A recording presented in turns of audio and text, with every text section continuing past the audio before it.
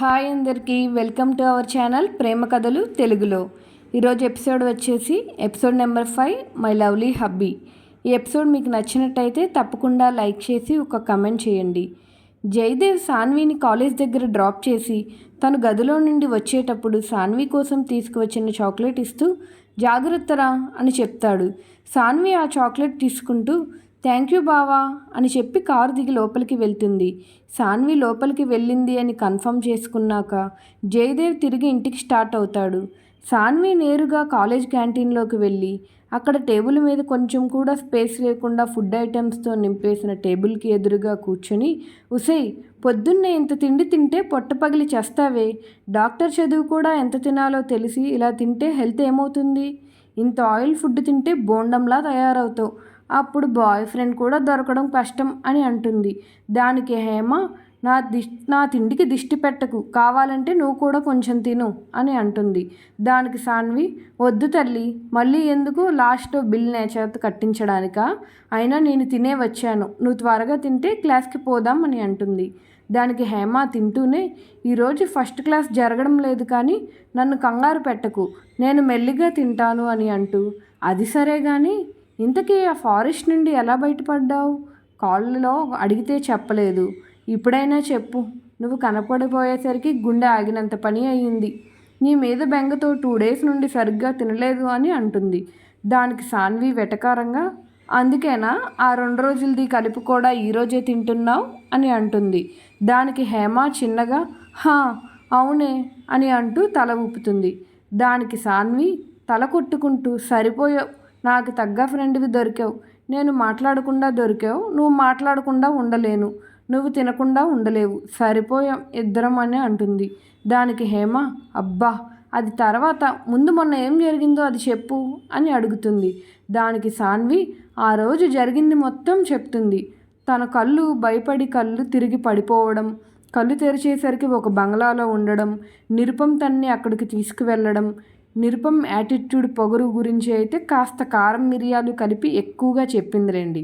అదంతా విన్న హేమ కాస్త భయపడినా అది ఏదైతే అది అయ్యింది కానీ ఆ నిరుపం మాత్రం నిన్ను సినిమాలో హీరో హీరోయిన్ కాపాడినట్టు భలే కాపాడాడు కదా, ఇంతకీ బాగుంటాడా అని కళ్ళు ఎగరేస్తూ అడుగుతుంది.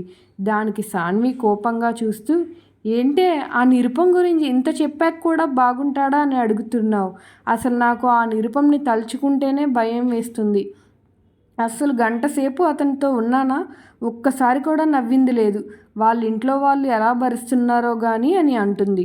దానికి హేమ ఏంటే నిన్ను కాపాడితే కృతజ్ఞత ఉండాల్సింది పోయి అలా అరుస్తున్నావు, పొగరు కోపం ఉండొచ్చు కానీ he such a gentle man, ఈ రోజుల్లో ఎవరున్నారు చెప్పు, నైట్ నువ్వు అలాంటి సిచ్యువేషన్లో తనకి దొరికితే నువ్వు చెప్పిన దాని ప్రకారం కనీసం నిన్ను సరిగ్గా చూసి కూడా ఉండడు, అదే వేరే వాళ్ళు అయితే నువ్వు సేఫ్గా ఉంటావు అని గ్యారంటీ ఇవ్వగలవా చెప్పు, ఇన్ఫ్యాక్ట్ నువ్వు చాలా లక్కీ, నీకేం కాలేదు అని అంటుంది హేమ. దానికి సాన్వి ఆలోచనలో పడుతుంది. కానీ నిరుపం నువ్వు అభాగ్యురాలు అవ్వాలి అనుకోకు అని చెప్పడం గుర్తు వచ్చి ఏం కాదు, నువ్వు అతని గురించి చాలా ఎక్కువ ఊహించుకుంటున్నావు, అతనేం నువ్వు చెప్పినంత మంచివాడు కాదు, ఇంకా తిన్నది చాలు కానీ పద లైబ్రరీలోకి వెళ్ళాం అని చెప్పి హేమాని అక్కడి నుంచి లాక్కెళ్ళిపోతుంది. మరోవైపు ఆఫీస్లో నిరుపం కంప్యూటర్ ముందు కూర్చొని సీరియస్గా వర్క్ చేసుకుంటూ ఉంటాడు. కానీ సడన్గా సాన్వి రూపం కళ్ళ ముందు మెదలడంతో ఒకటి టైప్ చేయబోయి వేరేది టైప్ చేస్తాడు.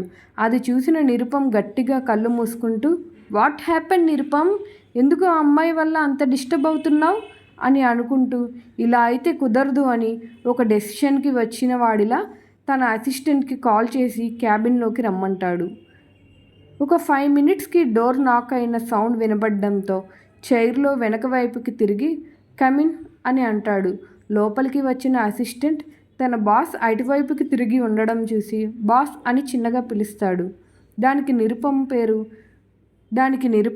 పేరు Saanvi, so college medical seat final year చదువుతుంది, నాకు ఆ అమ్మాయి ఫుల్ డీటెయిల్స్ 1 hourలో కావాలి అని చెప్పి యు మే గో నౌ అని అంటాడు.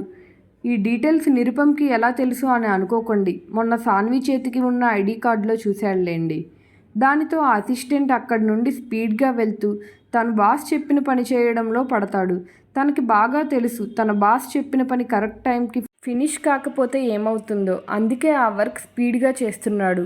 ఆ అసిస్టెంట్ వెళ్ళిపోవడంతో నిరుపం ఫ్రంట్కి తిరిగి తన పాకెట్లో ఉన్న బ్రాస్లెట్ బయటకు తీసి చూస్తూ, అసలు ఎందుకు నువ్వు నాకు పదే పదే గుర్తొస్తున్నావు?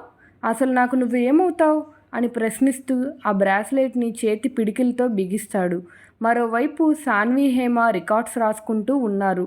అప్పుడే వాళ్ళ ముందు ఎవరో నిల్చున్నట్టు అనిపించడంతో, ఏంటి హీరో గారు దారి తప్పి వచ్చారు, సంగతి ఏంటి అని లాష్విక్ని చూస్తూ అడుగుతారు. దానికి లాష్విక్ వాళ్ళ ఎదురుగా కూర్చుంటూ, రేపు నా బర్త్డే, పబ్లో పార్టీ, సో మీ ఇద్దరూ రావాలి అని అంటాడు. దానికి సాన్వి, అడ్వాన్స్ హ్యాపీ బర్త్డే రా, సరే వస్తాంలే అని అంటుంది.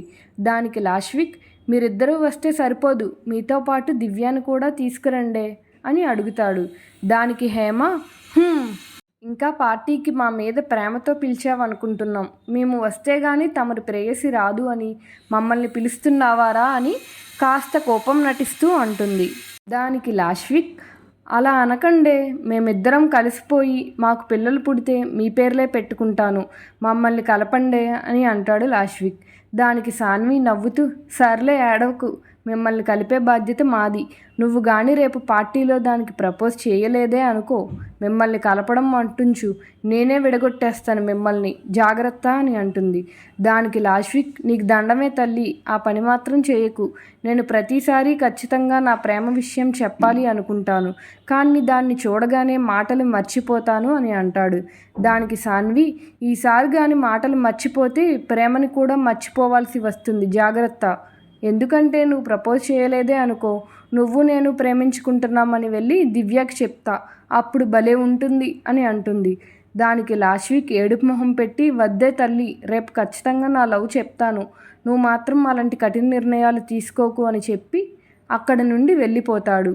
అప్పటి వరకు నవ్వును ఆపుకున్న హేమ లాష్విక్ వెళ్ళిపోవడంతో నవ్వేస్తూ, ఎందుకే వాడితో అలా ఆడుకుంటున్నావు పాపం అని అంటుంది. వాడికి ఇలా చెప్తే గానీ వాడి ప్రేమ విషయం దివ్యకి చెప్పడు. 4 years నుండి సాగదీస్తున్నాడు, అట్లీస్ట్ రేపైనా దీనికి ముగింపు వస్తుంది, పద క్లాస్కి వెళ్దాం అని అంటూ వాళ్ళు క్లాస్ వైపు నడుస్తారు. తర్వాత ఏం జరిగిందో తెలుసుకోవాలనుకుంటే నెక్స్ట్ పార్ట్ కోసం వెయిట్ చేయండి. ఇలాంటి కంటెంట్ కోసం మన ఛానల్ని సబ్స్క్రైబ్ చేసుకొని లైక్ చేయండి. Thank you for watching.